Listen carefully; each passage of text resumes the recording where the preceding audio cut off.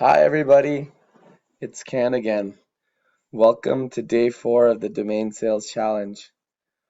So today's lesson is on resistance. Now I've sent everybody their domain names and I've sent everybody that has sent me their email address the domain leads information for all their domains.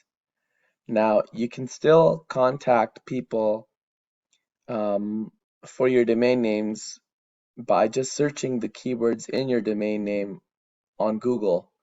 So if you haven't done so already, you should watch my first video um, on how to sell the domain names that I posted on YouTube, and that gives you a good workflow on how to do the whole process.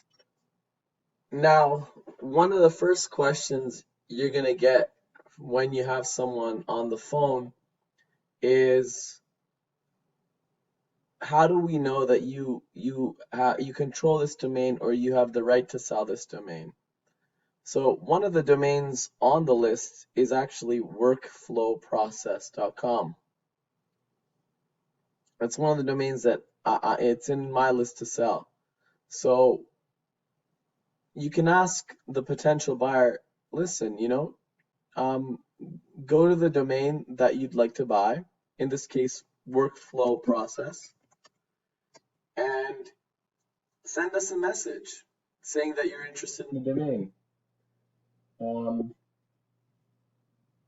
they can type in their email address and then they can send a message. Hi, I'm interested in this domain. We just talked over the phone. Can you verify that you own it? Now, once they submit this form,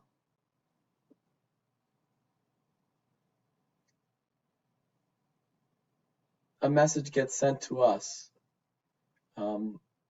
Right now, sometimes this form is being a little bit spotty at the moment, but in most cases, a message will be sent to us just after someone submits a form. So then I can check my email and I can see, okay, look, an email has come from minerva@rogers.com to workflow process, and it says, hi, I'm interested in this domain. We just talked over the phone. Can you verify that you own it? So I got that message from the form that was submitted here. This was actually an earlier message. I'm waiting for the new one to come since it's still kind of spotty, but in most cases, a message will come once the buyer has submitted this form to us. And then once we receive their message, we know the buyer's email address and we can be just like, we can reply to them and be like, so I can reply to the buyer, that's this person, this should verify that we have control of the domain. And then send that message to the potential buyer. And then once the buyer gets that potential message, they know that we own this domain. So that will assure them that we actually have the right to sell this domain name. And then it's just a matter of, if they are interested in the domain, then it's just a matter of negotiating on the price with them over the phone or by email.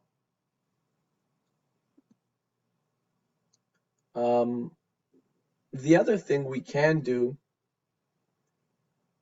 when it comes to resistance is, sometimes the buyer might wonder, why are you using your personal email address? Here's my inbox, and my email address is canwerdeep@live.ca.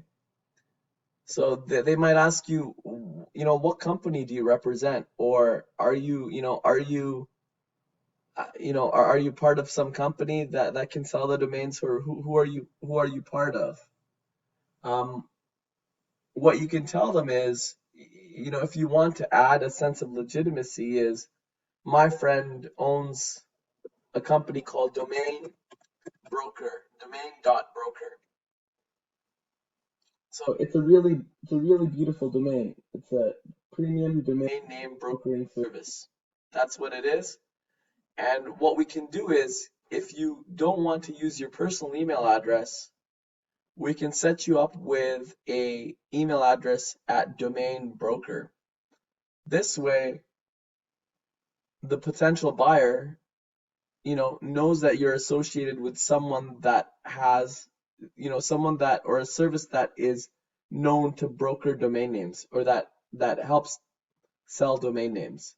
So, instead of using canradeep@live.ca, if you like, or if you would want, and if you think it's better for you, then I can set you up with, for example, can@Domain Broker. And this way, when you email buyers, it adds a sense of legitimacy that you can actually, that you're actually associated with a company that brokers or sells domain names. So that's the second point of resistance. Those are the 2 points of resistance. One, how do we know how do we know that you actually control or own the domain in, for example, workflowprocess.com? And you can answer them by telling them, just use the contact form and send us a message and we'll get back to you. And then the second point of resistance some buyers will raise is, well, what company are you associated with? And in that case, you can say, if you really want to do that, you can say, I have, I'm authorized by the domain, on the domain owner to sell the domain. Or what you can also do is you can say, I work with domain.broker, and here's my email address with that company. That's if you don't want to use your personal email address. So yeah, those are the 2 points of big resistance for most buyers. They just want to be sure that, okay, the third point of resistance that will come from buyers is when they have to make payment. And we'll get to that part very shortly. When they have to make payment, if they want to buy the domain name, we'll work and hold their hand and help them so that they can make the payment for the domain, and we can ensure that that the domain will be theirs once they've made the payment. That's something that me or my friend Jeremy will do. It's not something that you have to be responsible for. The whole aspect of um, uh, payment and transferring to the buyer their domain name. But we will walk through that process in one of the upcoming days. But yeah, so I just wanted to show you that, this is how you can help the buyer get a little bit more faith that you have the right to sell it, the domains in question.